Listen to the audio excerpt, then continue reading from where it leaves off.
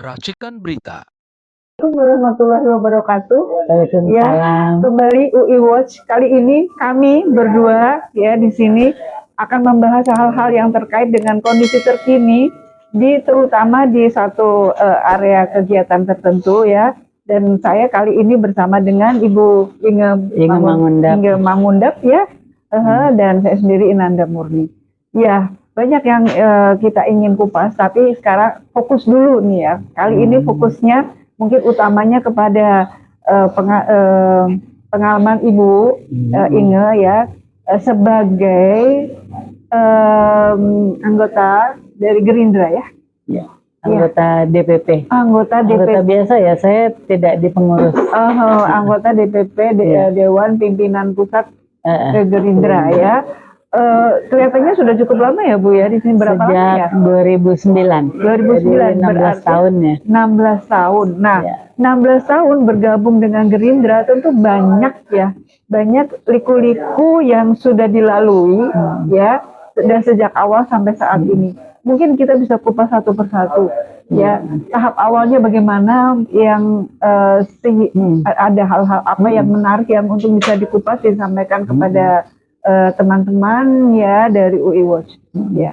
Mungkin 5 tahun pertama mungkin seperti apa? Iya, jadi saya awalnya memang selalu dukung PDIP, tapi begitu ada Gerindra, saya lihat nih Gerindra lebih bagus nih dari PDIP. Jadi saya gabung sebagai anggota DPP Gerindra. Boleh tahu lebih bagusnya dalam hal apakah? Saya lihat nih partai baru ya, partai baru dan gitu ya. Pak Prabowo ini aku lihat dia udah selesai dengan diri dia sendiri gitu, ya kan? Ini kalau partai masih baru, terus ketuanya juga masih nyari duit, parah banget gitu. Dan kenapa saya awalnya diajak sama teman saya, itu saya sakit. Ketika saya sakit, teman saya bilang gini, Bon, kamu kasih maksudnya apa? Ntar minta sama Prabowo. Aduh, gue kan baru gabung, aku bilang. Tapi Pak Prabowo bayarin loh rumah sakit saya. Dia nggak kenal saya, artinya saya ngeliat orang ini baik banget gitu. Dia nggak kenal saya juga baru gabung. Ya, tahun 2009 itu 8 juta itu banyak loh, bukan sedikit gitu kan. Jadi saya ngeliatnya nih orang baik banget gitu, dan saya ngerasa kayak utang budi, makanya saya terus berjuang apapun yang terjadi gitu ya. Sampai sekarang ya. Iya, sampai sekarang. Saya tidak pernah di kepengurusan, nggak pernah. Saya bahkan pernah tahun 2006 itu saya merasa nggak nyaman. Padahal saya nggak di pengurusan ya. Saya lebih banyak di medsos sama di lapangan. Jadi saya kebetulan diundang ulang tahun Gerindra di Hambalang. Saya hanya bilang sama Pak Prabowo, Pak, saya mohon izin saya keluar. Saya merasa nggak nyaman di Gerindra. Tapi saya tetap akan berjuang untuk Bapak di luar. Buat saya akan lebih mudah saya melihat dari luar daripada saya ada di dalam gitu. Itu bulan Februari ya ulang tahun Gerindra. Tapi di bulan Maretnya kita ketemu di KPU. Tahun berapa itu? Tahun 2009. 16 tahun yang lalu ya. Ketemu sama Bang Habibur Rahman. Saya nggak kenal sama Bang Habibur Rahman, dan dia bilang, Bu Inge nggak usah keluar dari Gerindra. Kok dia bisa tahu? Saya hanya bisikin aja ke Pak Prabowo, saya nggak ngomong ke orang lain. Artinya kan Pak Prabowo mungkin yang ngomong sama Bang Habibur Rahman, jangan sampai perempuan ini keluar dari Gerindra gitu kali ya bahasanya. Gitu. Jadi Bang Habib bilang, kamu gabung sama saya, Bang Dasko sama Bang Habib mendirikan ACTA, Advokat Cinta Tanah Air. Iya. Advokat Cinta Tanah Air. Jadi anggotanya memang advokat. Saya alumni FAUI angkatan 952 program ekstensi. Jadi saya nyambung juga gini dengan komunitas advokat ya.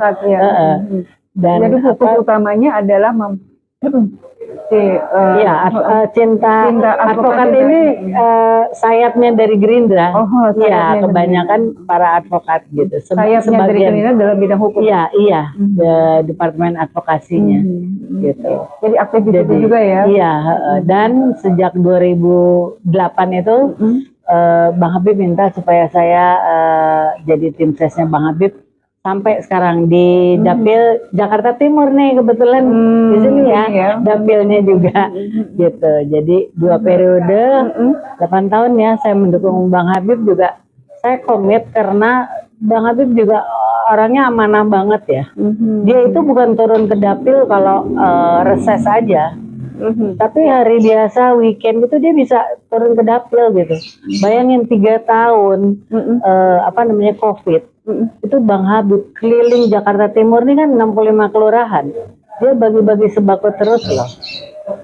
Jadi saya pikir sih gaji anggota DPR dibilang gede, tapi kalau dia kerjanya kayak Bang Habib, duit habis juga kalau menurut aku. Artinya kembalinya kepada rakyat ya. Iya, benar-benar yang dia renovasi masjid, musola, bantu orang sakit, beasiswa anak kuliah, banyak bantuan dia kepada masyarakat terutama di Jakarta Timur ya.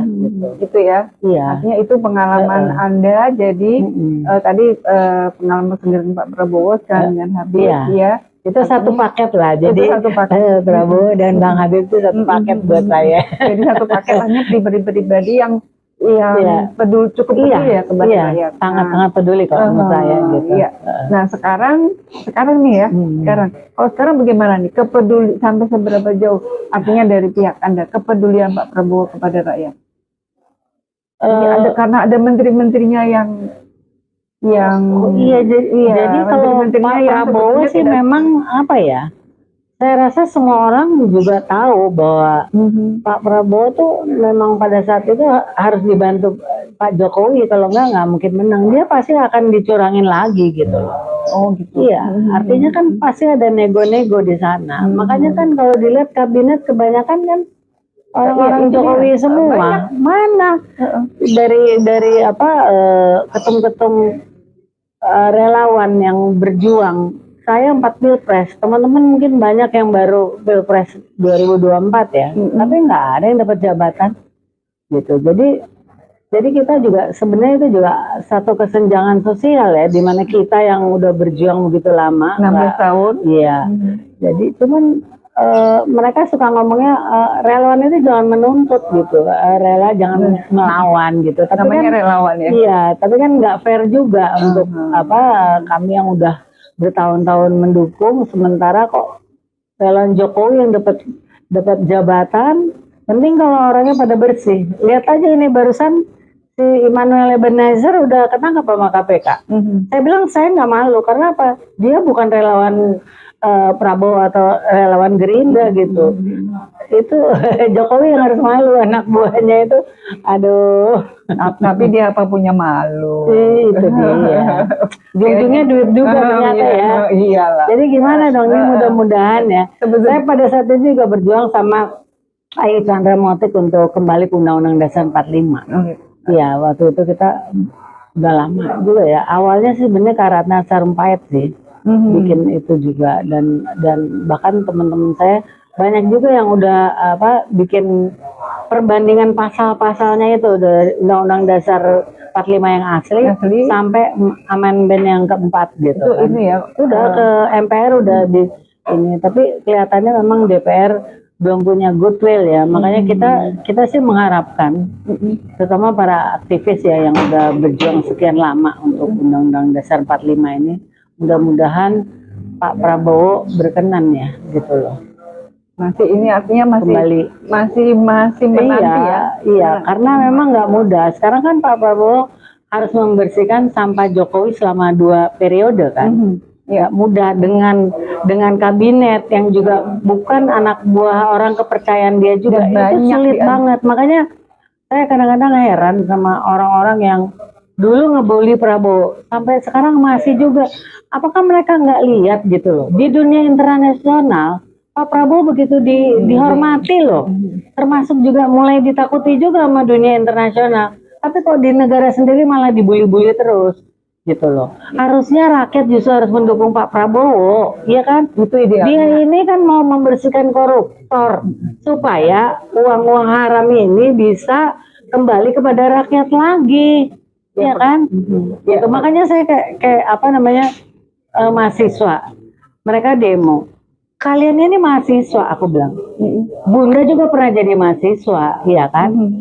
Kalau kalian mau demo, pakai kajian ilmiah dong.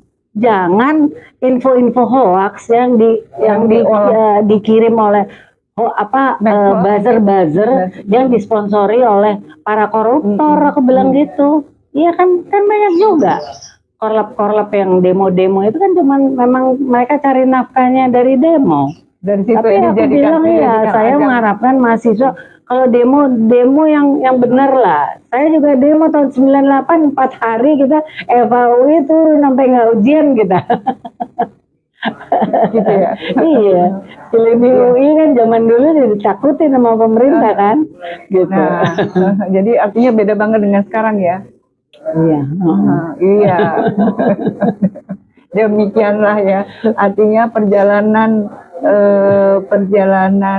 aktivitas dalam bidang politik ya dari tahun ke tahun ya sehingga sampai saat ini namun tetap pada posisi sebagai anggota, bukan pengurus DPD, bukan pengurus. Saya tidak pernah diberikan jabatan baik di Gerindra ataupun di lembaga manapun, enggak sama sekali. Dan saya sih berterima kasih teman-teman aktivis banyak yang dukung saya ya, gitu. Tapi kalau Bang Habibur Rahman memang amanah apa yang saya lakukan di Jakarta Timur, beliau dan istri beliau mendukung saya. Gitu. Iya, itulah ya perjalanan ya, perjalanan untuk membantu Kalau membela jadi relawan kita memang harus ada goalnya. Saya memang kalau untuk Pak Prabowo saya ikhlas kok walaupun saya nggak dapat jabatan gitu. Karena saya pikir orang-orang yang di jabatan itu pada nggak benar. Kalau saya bergabung sama mereka, waduh bisa saya jadi nggak benar juga. Nggak benar, terbawa. Artinya terbawa arus pasti. Atau dipersepsi menjadi tidak baik gitu ya. Atau karena jebakan Batman nih banyak nih yang kena jebakan Batman. DPR banyak jebakan Batman nih. Mudah-mudahan kena jebakan atau memang mau gitu atau memang ada juga yang mau sih, tapi saya kasihan kalau yang kena jebakan ya. Tapi lebih banyak yang mana nih kita belum tahu walau alam lagi. Iya, kita lihat aja karena Bang Habibur Rahman kan udah terima laporan dari PPATK katanya ada 1.000 anggota DPR yang terlibat judul. Iya, jadi nanti Bang Habib kan wakil ketua juga MKD. Selain ketua Komisi 3 dia wakil ketua MKD juga gitu. Menyedihkan banget mereka akan diproses ini. Anggota.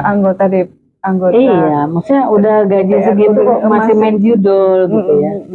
Tega banget. Itu luar biasa ya. Iya, harusnya kan mereka mencontoh Bang Habib, maksudnya uang itu kembalikan lagi ke dapilnya gitu. Harusnya kan gitu. Itu idealnya. Iya. Iya, itulah idealnya ya.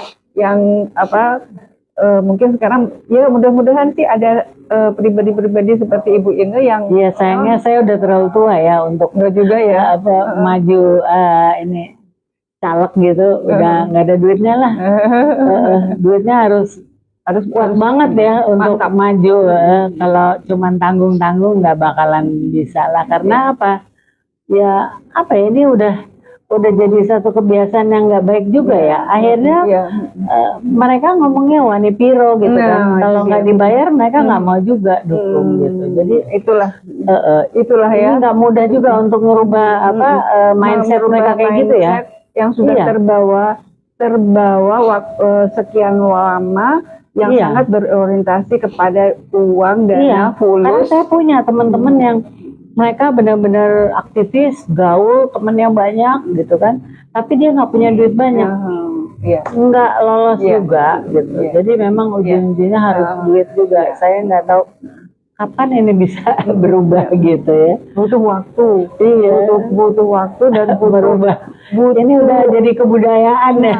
Itu kan sebenarnya itu menyedihkan ya. Iya, dan yang nggak baik soalnya. Ya kan butuh waktu yang panjang dan butuh tokoh yang memang bisa gitu ya. Iya. Iya, itulah ya yang kita bisa utarakan Iya, kali ini ya. mudah-mudahan yang muda-muda bisa lebih baik dari yang senior-senior ya. Amin, mudah-mudahan. Semangat. Ya, saya rasa untuk kali ini kita bisa akhiri ya dengan harapan yang muda-muda bisa kembali dan kembali menerapkan, menerapkan nilai-nilai yang kejujuran, kebenaran dan juga keadilan. Insya Allah. Amin. Ya, saya rasa kita cukupkan ya. Terima kasih Ibu Inge. Terima kasih. Ya, kita bisa akhiri ini sampai. Ya, oke.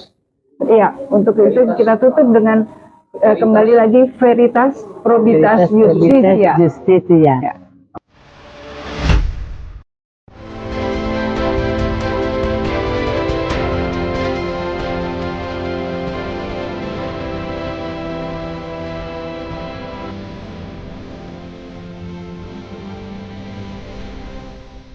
Racikan Berita